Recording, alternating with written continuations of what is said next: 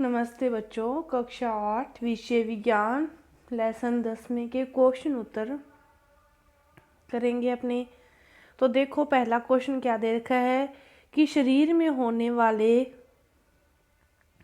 परिवर्तनों के लिए उत्तरदायी अंतःस्रावी ग्रंथियों द्वारा स्रावित पदार्थ का नाम।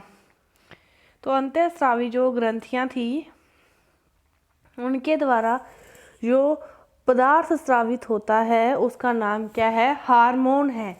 ये रासायनिक जो संदेश वाहक हैं अपने शरीर को नियंत्रित रखते हैं, उसका नाम क्या है? हार्मोन। किशोरावस्था को परिभाषित कीजिए। दूसरा क्वेश्चन कि जीवन काल की ऐसी अवधि या मेन अवधि कह सकते हैं जिसमें हमारे शरीर में जनन परिपक्वता आ जाती है और उसे क्या कहते हैं? किशोरावस्था कहते हैं। और इसका जो किशोरावस्था 11 से 10, 11, 12 या कहीं से भी आप स्टार्ट कर सकते हो कि 10 से लेकर 18 या 11 से लेकर 19 साल तक के बीच की अवधि को किशोरावस्था कहते हैं। ऋतुस्राव का वर्णन कीजिए कि यह स्त्रियों में पाया जाता है जो यौवनारंभ के साथ शुरू होता है और 45 से 50 साल के बीच कहीं भी जाकर ये बंद होता है।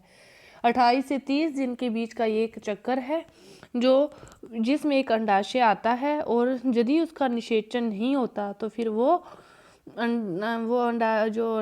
अंडाणु है फिर वो क्या होता है? टूट जाता है और एक स्राव के रूप में बहता है, जिसे क्या कहते हैं? ऋतुस्राव कहते हैं। यौवनारंभ के समय परिवर्तन।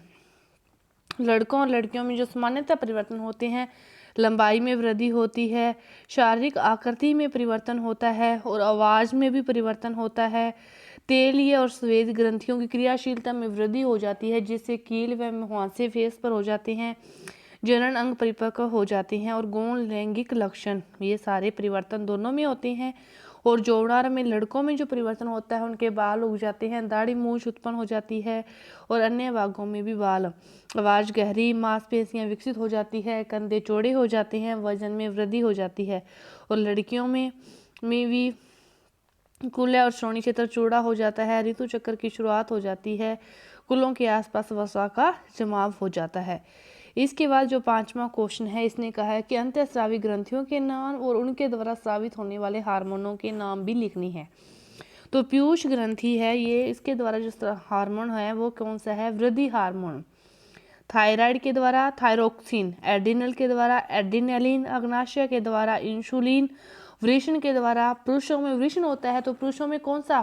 टेस्टोस्टेरोन, और स्त्रियों में एस्ट्रोजेशन और प्रोजेस्टेरोन दोनों पाए जाते हैं। तो अंडाशय में एस्ट्रोजन और प्रोजेस्टेरोन। लिंग हार्मोन क्या है और उसका नामकरण किस प्रकार क्यों किया गया है? हार्मोन एक गौण लैंगिक लक्षण का गठन करते हैं, इसे सेक्स हार्मोन कहा जाता है। सामान्य तौर पर हार्मोन रक्त प्रवाह में जारी होने पर तुरंत काम करते हैं। इसे लिंग हार्मोन अलग है क्योंकि वे बाद में काम करना शुरू करते हैं। वे धीरे धीरे प्रजनन के लिए हमारे शरीर को तैयार करते हैं।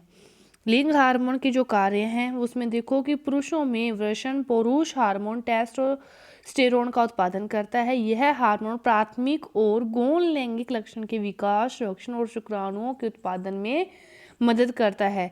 और स्त्रियों में ये कौन से हैं? एस्ट्रोजन और प्रोजेस्टेरोन का स्राव करते हैं। इसके बाद देखो विकल्प चुनने हैं कि किशोर को सचेत रहना चाहिए कि वह क्या खा रहा है। क्यों सचेत रहना चाहिए उसे?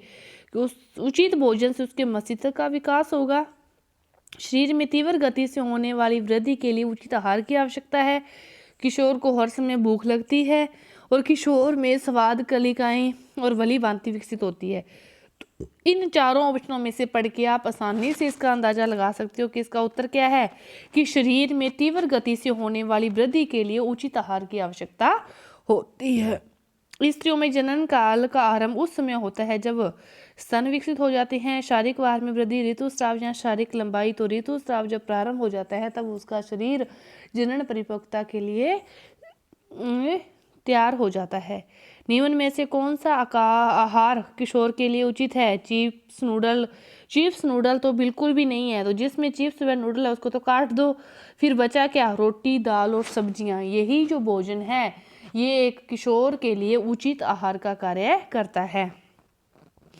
इस पर टिप्पणी लिखनी है। एडम्स एप्पल, एडम्स एप्पल क्या है? गले में पाया जाता है, लड़कों में पाया जाता है। एक स्वर जंत्र या लैरिंग्स है जिससे उसकी आवाज़ क्या हो जाती है? कर्कश बड़ी हो जाती है। एडोप्स एप्पल। गौण लैंगिक लक्षण पुरुषों को महिलाओं से अलग करते हैं। वो सारे लक्षण जो अपने किए अभी पढ़े थे वही हैं।